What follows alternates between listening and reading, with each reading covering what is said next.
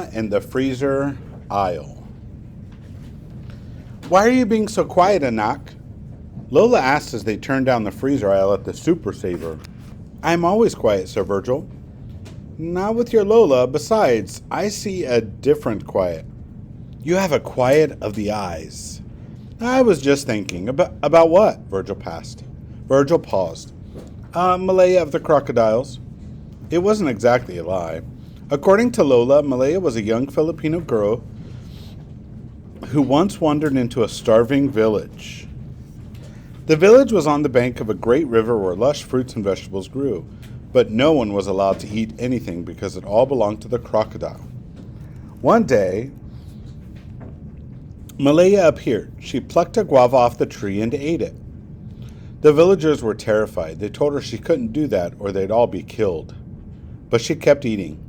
She started a fire and cooked some vegetables. She fed all the villagers. They were scared, but hungry. And they couldn't resist.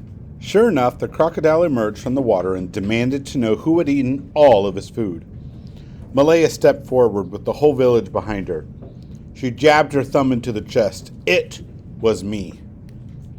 The crocodile said he would have to eat the villagers now that they'd taken all of his food. When he opened his mouth, sharp teeth glistening, Malaya lifted one of the logs from the fire with her bare hands and shoved it down his throat, killing him. Malaya wasn't afraid of anything. Neither was Valencia. Virgil didn't have to talk to her to know that. He could tell. Why, Malaya? Lola asked, snapping him out of the starving village and back into the Super Saver. He was just about to say it. He was just about to tell her. I'm thinking of Malaya of the crocodiles because there's a girl at school named Valencia who reminds me of her. When the strangest thing happened, Valencia appeared, right there in the freezer aisle. Valencia Somerset.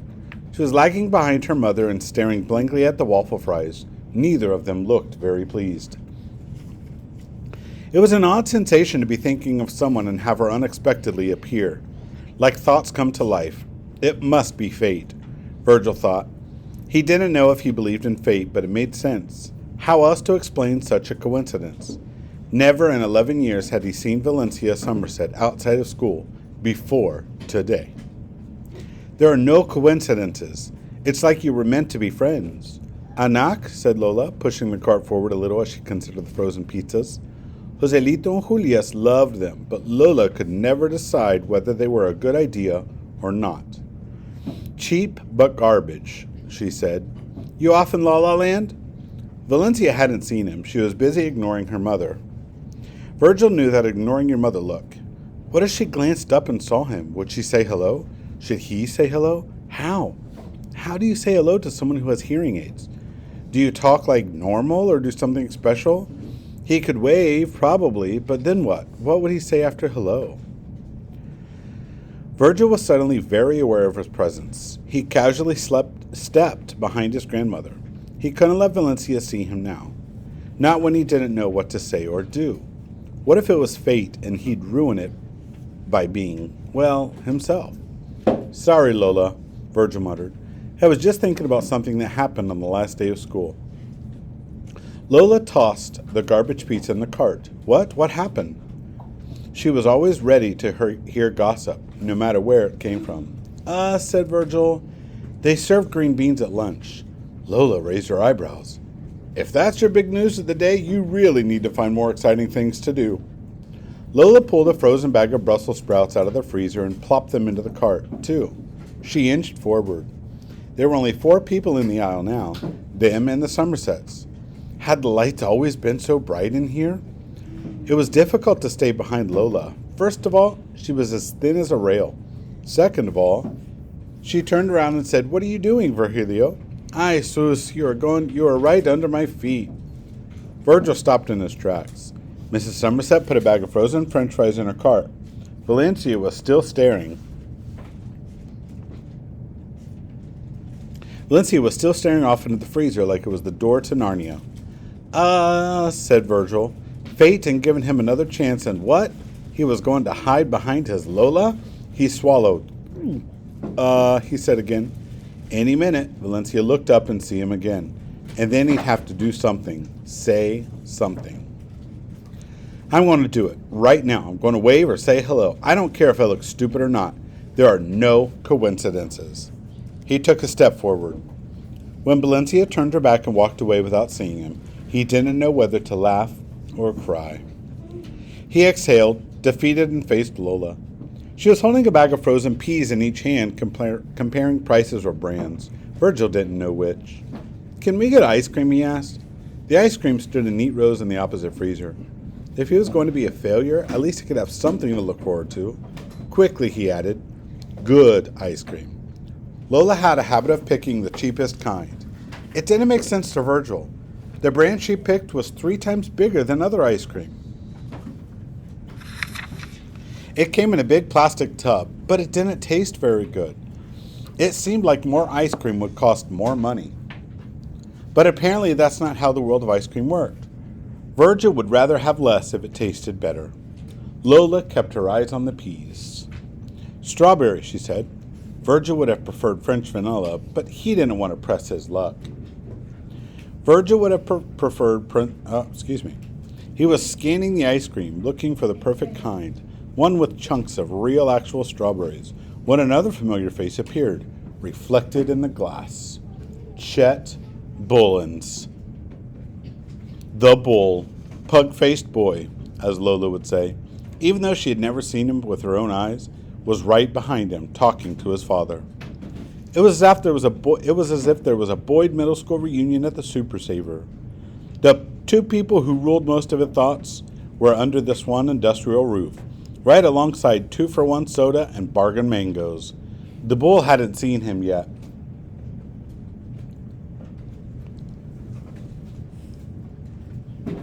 Virgil immediately opened the freezer. The door fogged quickly, obscuring Bull Jr. and Bull Sr., but more importantly obscuring him.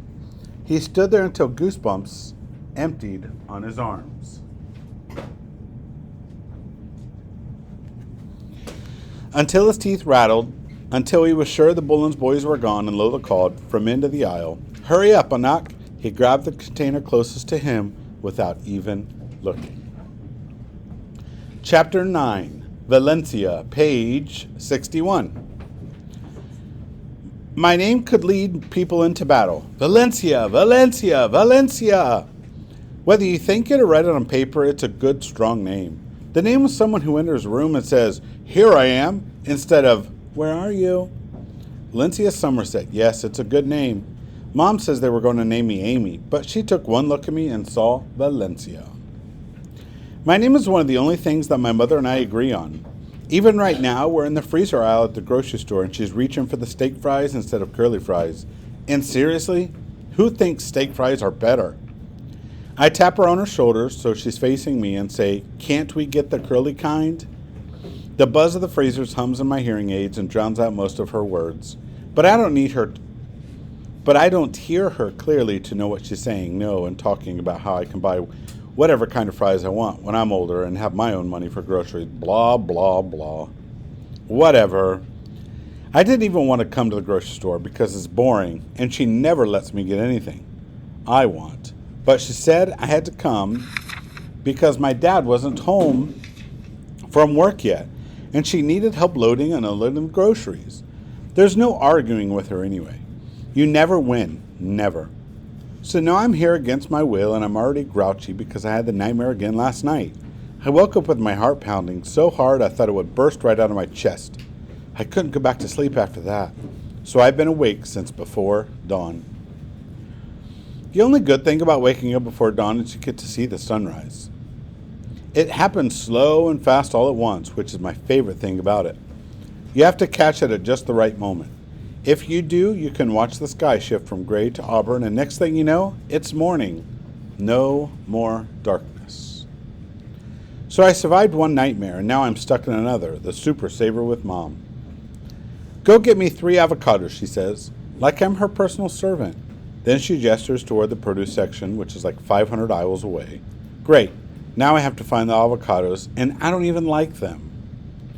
I decide to take my time. I walk super slow and think about all the cool things I could be doing instead of grocery shopping, like studying the bird's nest outside my parents' bedroom window. There are two baby birds inside. There used to be three. I pretend the third one went off on a fantastic journey somewhere, but I know better because I read all about nestling stage, and I know how tough life can be for baby birds. It's hard to protect yourself when you can't fly. Sometimes they fall out of the nest, sometimes another animal kidnaps and eats them. If I wasn't searching for avocados at the Super Saver, I could be at home watching over the other two birds. Even though the tree is too high for me to reach them, I have to turn my head a crazy angle to even get a peek. But still, at least they would know someone watching over them. Like Saint Rene watches over me. Even though I think avocados are weird and gross, I'm excellent at choosing the perfect ones. You have to pick an avocado that's darker in color, not too green. Then you place it in the palm of your hand and squeeze gently, real gently. If you squeeze too hard, your avocado will get all bruised up. You want it to be soft but firm. If it squishes too much, it could be rotten. But if it squishes just a little, it's probably ripe and ready.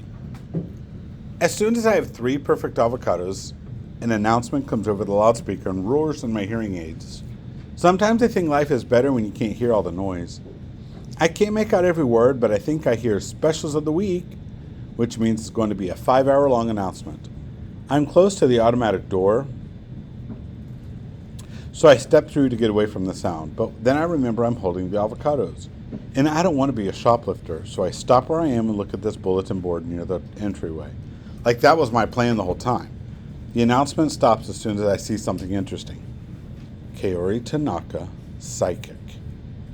New clients welcome. No adults. Psychic? No adults? I didn't know there were psychics who only specialize in certain age groups. I nibble at my bottom lip and stare at the words psychic and no adults for what seems like 100 years. A thought forms in my head. I know psychics focus on the future, but I don't care about my future. I'm worried about right now, and right now I'm sleep deprived. I yank off the card, get the number, and pull my phone out of my back pocket. I text the number one-handed, trying hard to not drop the avocados. I'm not as worried about my phone because my mom bought this super protector so the screen wouldn't break if I dropped it. Except she said when, not if, even though I've never broken anything in my whole life. Well, not that she knows of. Hi, just saw your card at the store. Do you know anything about dreams? I wait. Right away, the word bubble pops up. She's typing. Doo-doo-doo. Yes, I know everything about dreams. I've studied Freud. Would you like an appointment? Someone bumps into me and I realize that I'm standing too close to the automatic doors. I take a step closer to the bulletin board. I'm just about to text back when it dawns on me that the person I'm texting could be a mass murderer or something. Just because the card says Kaori Tanaka doesn't mean the person is actually Kaori Tanaka. Or maybe the person is Kaori Tanaka, but Kaori Tanaka is an insane escaped madwoman who likes to eat 11-year-old kids for breakfast. How old are you? How do I know you're not crazy killer? I'm 12, and don't be ridiculous. You don't sound 12. The bubble appears again. That's because I'm the reincarnated spirit of a 65-year-old freedom fighter. I'm not sure if this makes me feel better or not. I should give this some thought. I slip the phone back into my pocket and I walk toward the other end of the store to search for my mother. Along the way, I see the scrunchy-faced boy from school. I think his name is Chet. The reason I know this is because Mr. Piper likes to write names on the board when kids act up, which is totally juvenile. But sometimes teachers treat us like we're 7 years old. Teachers and parents have a lot in common. Anyway, this boy's name is always on the board because he acts like a complete moron most of the time. I don't know his last name, but it doesn't matter. I don't even think of him as Chet. I think of him as a scrunch. I know that's not very nice, but what can I say? His face is scrunched up, like he's sniffing something offensive. He's got beady eyes and round cheeks, and they're all shoved up together. Meanness always shows on people's faces. Sometimes you have to look hard for it. Sometimes it's just part of a person's features. That's how it is with Chet. So Scrunch is walking toward the checkout lanes with a grown-up Scrunch, his dad, I guess, as I'm walking in the opposite direction. I stare right at him as I walk by because I already know something's coming. And it does. He sticks his fingers in both of his ears, crosses his eyes, and juts out his tongue out of the side of his mouth. He's been doing this ever since the first day of school, when he realized I was deaf.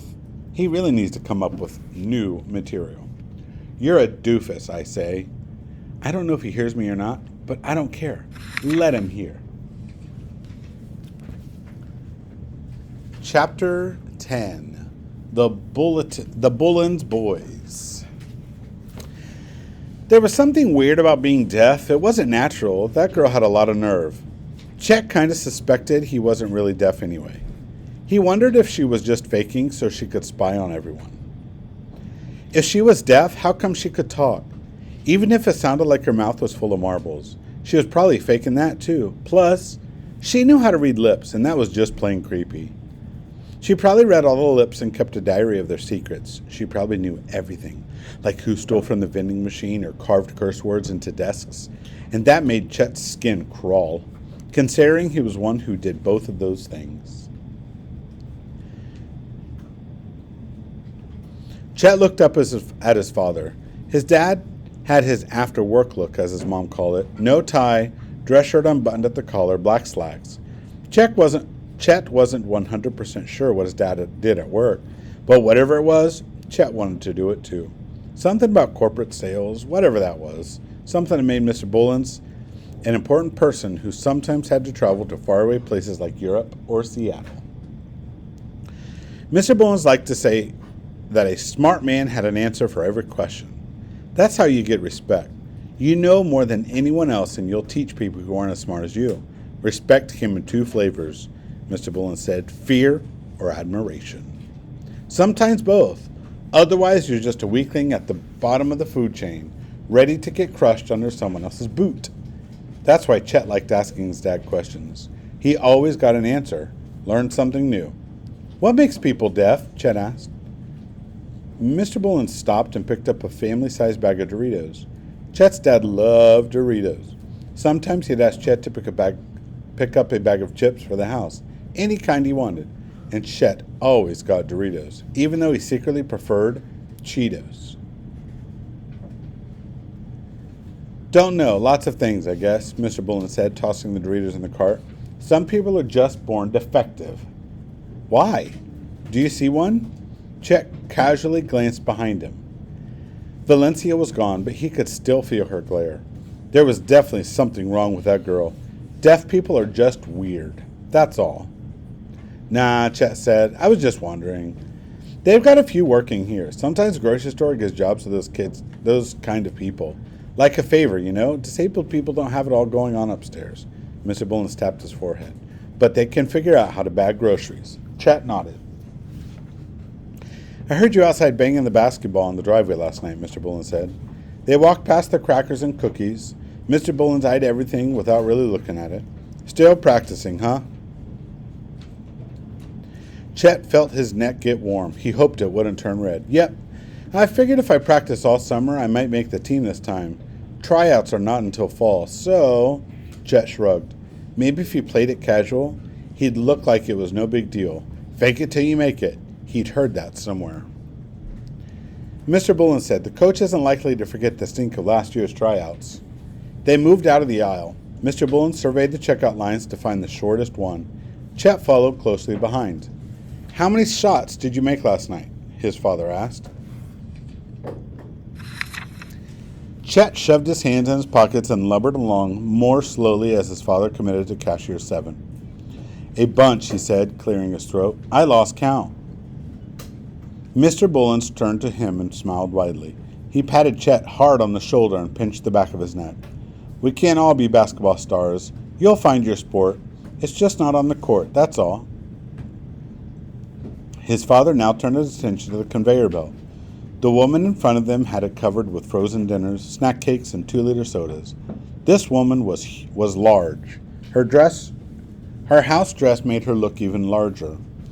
Mr. Bullens leaned toward his son and said under his breath, She ought to buy more vegetables, eh? He laughed. That woman glanced their way and gave them a snarling look, similar to the one Valencia had given Chet. He wondered if the woman had heard. He hoped she had. Sometimes the only way to teach people was to embarrass them. Wake them up. Make them see the error of their ways. That's what Mr. Bullens always said. It worked, too. People usually straightened up when Bullens was around.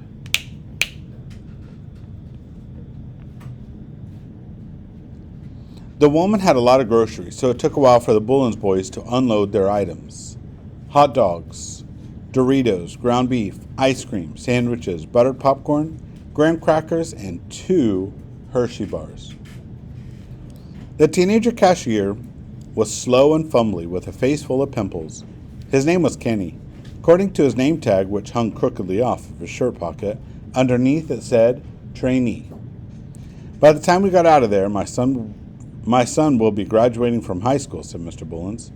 He laughed to show he was only joking. More like college, Chet added, loud enough so only his dad could hear.